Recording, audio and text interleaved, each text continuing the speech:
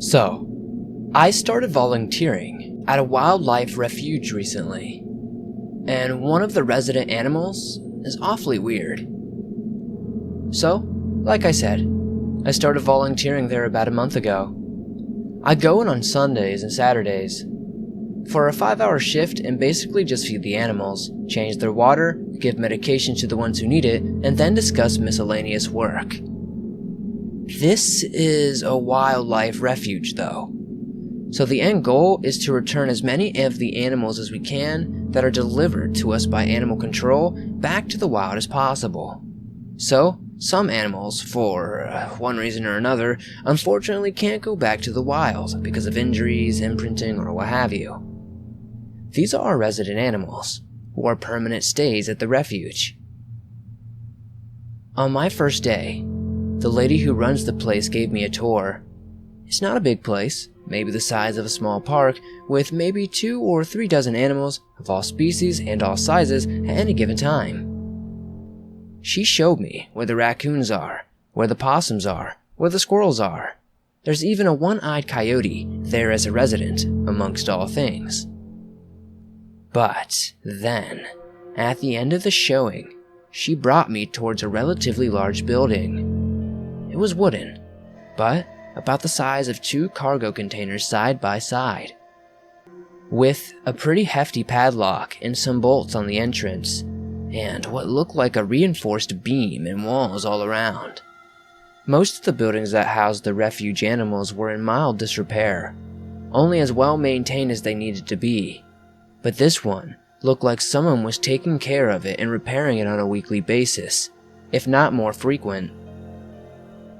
The lady explained to me that this is where they kept the resident deer, Bambi.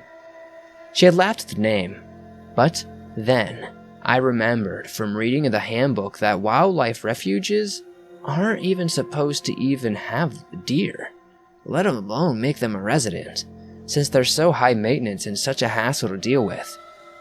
I asked her why we had Bambi then, and she explained. Yes, well, Bambi's sort of a special case. It's a bit complicated as to why, but all you need to know is that you don't have to feed her or anything. I do that myself, since she's a bit much to handle at times.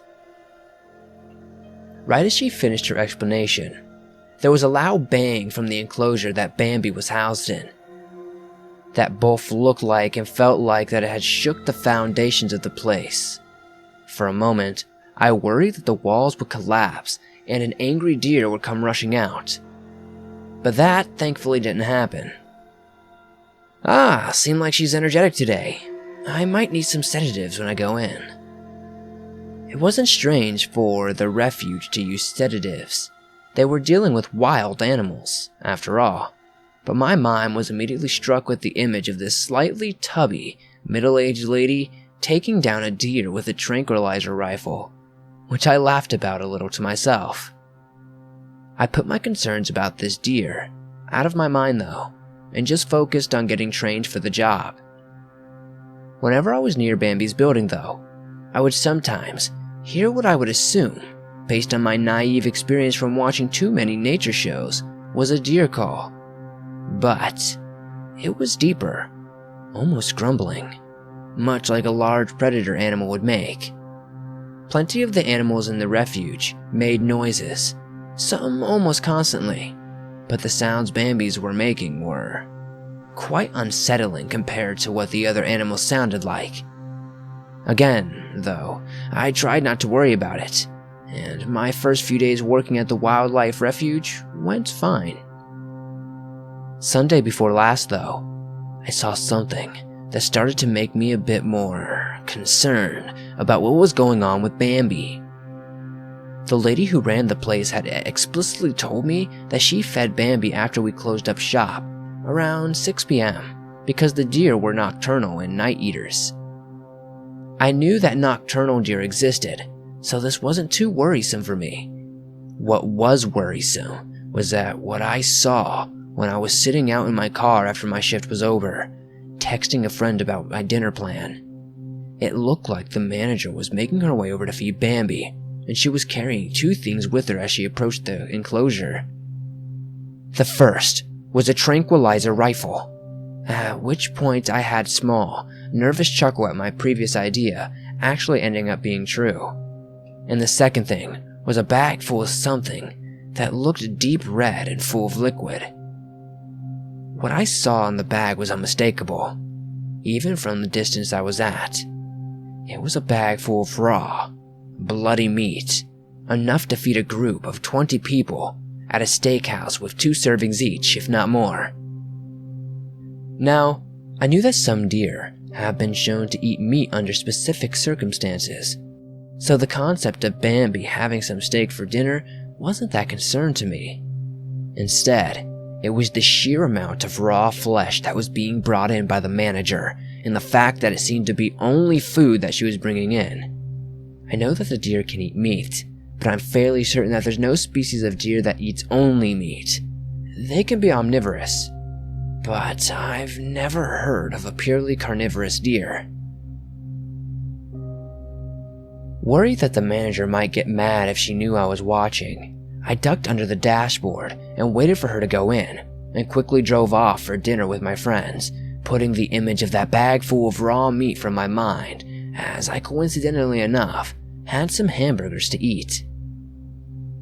Now, that could have easily been the end of it, and I had just minded my own business afterwards. But, as any good no sleeper, my curiosity is too far to be suppressed by common sense. Between the noises that no deer should make, the regular shaking and crashing coming from inside the Bambi's enclosure, and now knowing what deer's daily dinner consisted of, I had to go look. I just had to. I had been entrusted with the keys to the animals' cages and enclosures on my second week, and I quickly realized that there was one key on the ring I didn't use for anything on my daily routine. I figured that it must be to some place that wasn't being used, or maybe that had been decommissioned, or something like that, and I didn't overthink it at the time. This past Sunday, though, I had an idea, one that turned out to be right. I don't know why the manager would keep a key to Bambi's enclosure on the ring that all of her volunteers use, but I wasn't about to question her oversight. I had made my way to the building once I was sure the manager would be busy for a while with some of her office work, and slowly and steadily approached the entrance. I was used to Bambi's banging up against the walls whenever anyone got close, but it still startled me every time it happened. Now, more than ever. More importantly, I hoped that all the noise the deer was making wasn't alerting the manager as to what I was trying to do. Eventually, after what felt like minutes of tiptoeing to the door, I managed to reach the padlock and tried the key.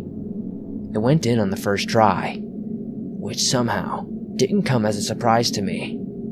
A few bolts later, and I managed to open the front door and opened into an airlock of Bambi's enclosure. All of the other enclosures have a similar system to keep them from getting out whenever we go in to feed or clean them, so this wasn't surprising. What was surprising was just how secure the inner door of the airlock was. If the outer door felt like a bank vault, then the inner door felt like Fort Knox. There must have been 4 or 5 different locks, all of which used the same key, thankfully, and at least half a dozen different bolts. The door itself was heavily reinforced, and felt like, from pushing on it, like it must have weighed quite a bit. Of course, all of these precautions made sense given the strength of Bambi, which I regularly noticed shook the building and was desperately trying to contain her. Right as I had that thought, another such banging came from just inside, along the wall.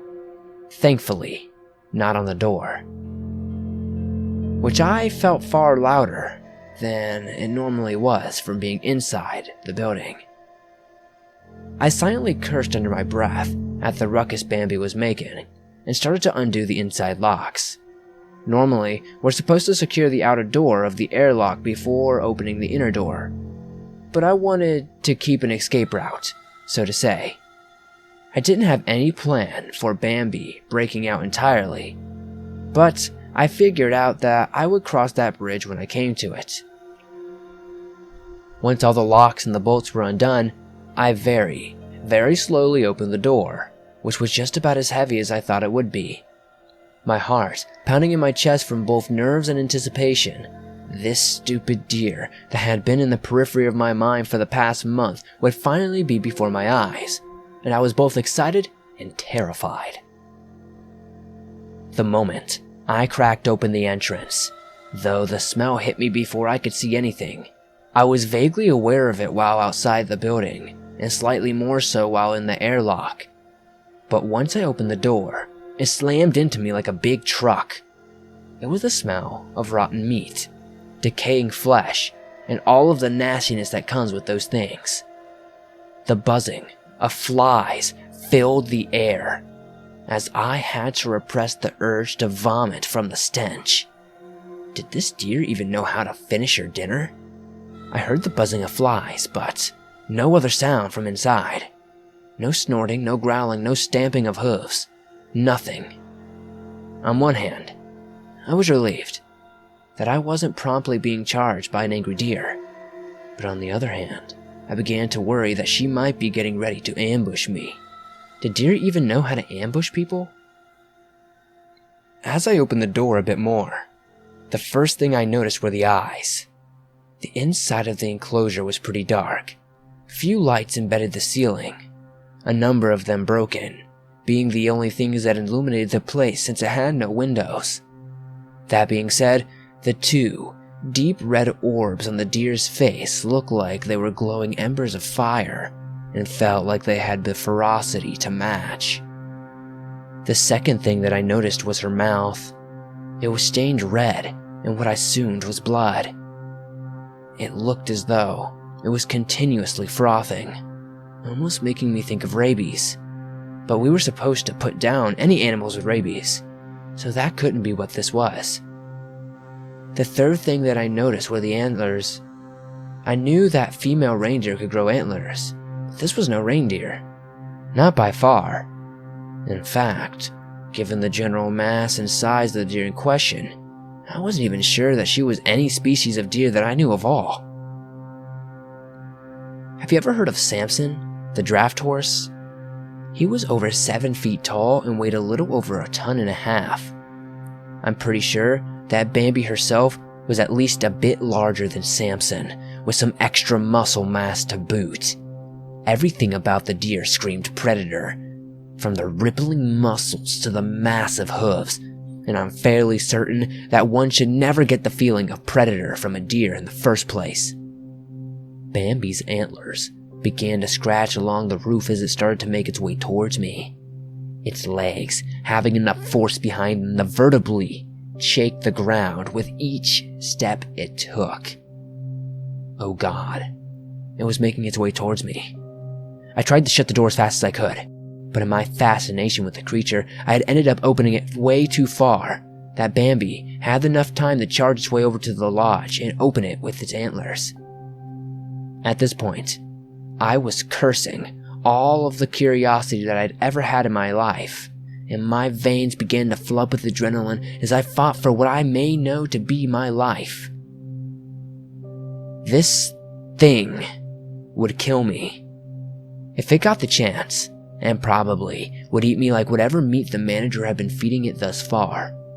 I quickly realized that there was no way I was going to win a contest of strength with Bambi, especially not against her antlers, and stopped trying to get the door shut. Instead, I grabbed my keyring, put a few keys through the space between my fingers, like I learned in self-defense class, and stabbed at Bambi's neck. I knew that this refuge was here to help animals stay safe and protect them from stuff like this and rehabilitate them. But quite frankly, I'd rather kill an animal that I'm supposed to be taking care of than let some gigantic mutant fuckhead deer have me for dinner. Well, all morality of it aside, it was still a pretty bad idea either way. The keys stabbed as far as they could into Bambi's neck, maybe an inch at the most, but they didn't seem to do much, except make her angry. A second after my mind had time to process how bad of a decision that was, Bambi reared up on her hind legs. How she did that in a building with such a low ceiling, I'm not so sure. She kicked forward, bashing the door open, and the only reason I survived that strike was because of the door itself. As strong as it was, it took enough of the force that I was simply knocked flat on my ass. I was fairly certain, however, that I wasn't going to stay alive for much longer, given that Bambi was now staring down at me with those crimson eyes of hers that gleamed violence and hunger with a glance of light that hit them. I assumed she was going to rear up again in order to stomp me into the ground like meat. But instead, she started to lean down. I wasn't quite sure what she was doing for a few seconds until she opened her mouth. Let me say right now that deer are not supposed to have teeth like that. Incisors, as sharp as knives and about as long, from front to back, about as many as a shark is supposed to have, if not more, with serrated edges. I was fairly certain that Bambi could actually kill and eat a shark if she tried. Viscera and gore were stuck between those monstrous teeth of hers, and as she got closer, I nearly passed out from the smell of all the raw meat on her breath, the temperature of which was almost hot enough to scald my skin. For a moment, I said every prayer from every religion that I could remember, preparing myself for whatever afterlife I would be soon heading to. In the moment that I thought that Bambi was going to chop down on my head, though she didn't. Instead, I heard a thwip sound come from behind me, and the deer whined, and what I presumed was some sort of pain. The sound was still as deep, and if not deeper than a lion's roar, and it retreated back inside of its enclosure. In that second, after that, I thanked my lack of caution for not locking the outside door of the airlock, as the manager was standing there with a tranquilizer rifle I had seen with her before. The lady was angry, sure enough, and I assumed her for a moment that she was just going to shoot me with the rifle next and throw me in there for Bambi to eat. Instead, she went to the door. She locked it as tightly as she could and helped me up. "I told you to let me handle Bambi, didn't I?" That she did. Between the sheer shock of the situation, and my good sense not to push her any further, I didn't really ask any questions about what was up with Bambi, why we were keeping her, or exactly what kind of meat she was eating. The lady didn't fire me or anything either, and I'm still planning on going to work next weekend. But I think I'll be staying away from Bambi's enclosure from now on. I'd rather not end up as the contents of some giant flesh-eating deer's stomach.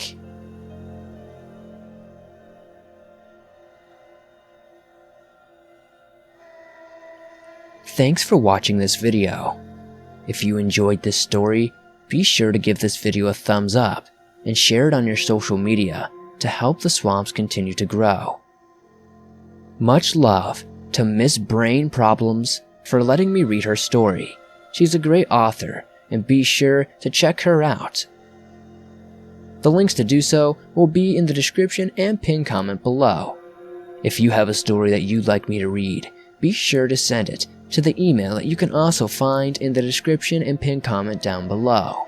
I'll see you guys next time with another creepy story. Before we go, also comment down below telling me what you think that deer creature was. And if you say skinwalker, I'm going to come to your house and slap you with my grandma's shoe.